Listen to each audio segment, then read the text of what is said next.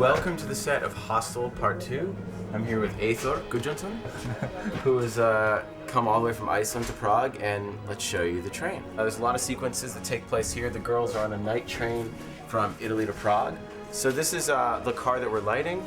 This is our hero car for the girls. And one of the advantages to shooting on a stage is you can control the light, where like if you want to shoot on a train, shooting on a real train, there's not a lot of space, but when you're on a set, you can just take a wall away and put lights there.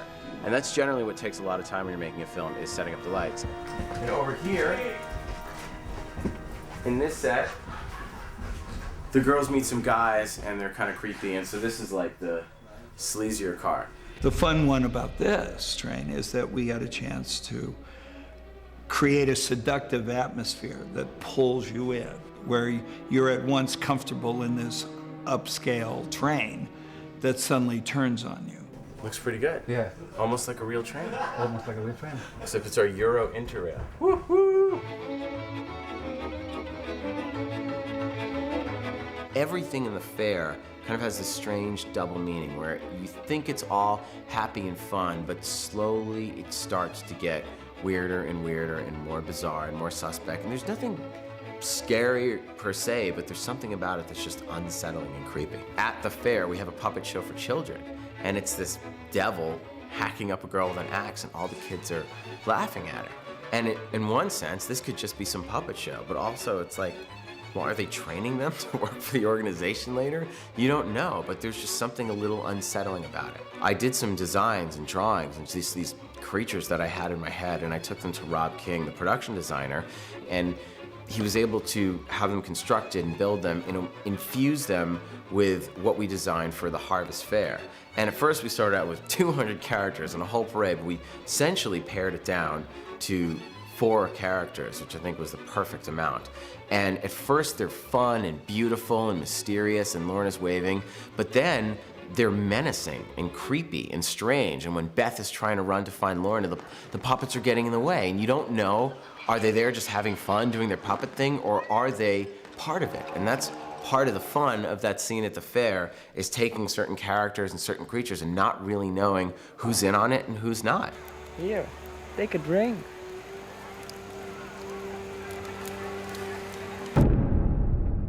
We're building a city. You're building a city. We're building a city. It seems a shame we have to tear it down. That's what's upsetting. Well, let's put it up first.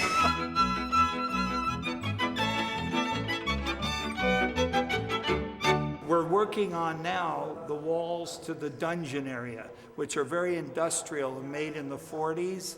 So we want to make sure that we get the right texture on the walls, where when they built this place, it was built with poured concrete.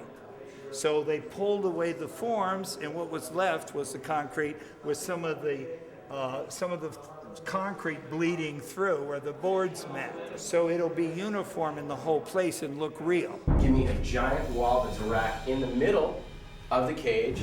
You can have like a window where there's someone with a door that opens, or something, like some kind of door where there's someone who waits, writing them down. And like when they're walking, that tool guy has just the sheet and is just writing down the numbers. Through the cage, on the wall, there should just be shelves of tools. Directly opposite is the exact same wire cage with about 20 different, or 25 different costumes. So in Lorna's, I've been trying desperately to make this a little higher so you can hang her higher and use a sickle on a stick. I think I got her 7 foot above the woman's head, which is pretty good. Oh my God, walking onto this set, I felt so disgusting. I felt so just cold and nauseous, and this is the last place you want to be. I mean, you look around and this is just not anywhere that you want to be ever. So if you turn around, Joey, and you see the long corridor, that corridor represents 6 elevation changes, starting from the top, going down into what I consider the mouth of hell, which would be Beth and the final sequence of the movie with our heroine. And you're wondering during the course of the reveal of the room exactly what it was that went on here prior to how you arrived here. So there's a constant story. You see blood coming down from God knows where, that in the course of the scene you're able to reveal this stuff. You see a tall air duct that goes to a master shaft. I always try to design for the writing and also enhance the writing with design. So in this case, we were able to have our heroine be able to climb up something and knock out the surveillance. And in the process of climbing, you see the great detail. And I look at all the master detailing where you would actually see it in the film. I didn't waste time doing it too far up above. But anywhere that you look in this whole set, you'll see moments of intrigue in terms of decay and truthfulness about where we are and what we're experiencing. I mean, I like to use real materials because, you know, there's nothing better than the sound of that.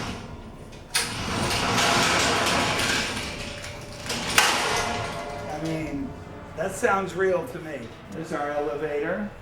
This is what's nice about the elevations, again, is when they first come down here for the first time, we're allowed a chance to experience the place with them. So as they make their turn and then this reveals this incredible passageway looking down. It feels like all these people have died here. I don't know how a set designer can be so brilliant and so twisted to be able to create that, but what he did here, it's amazing. It's beautiful.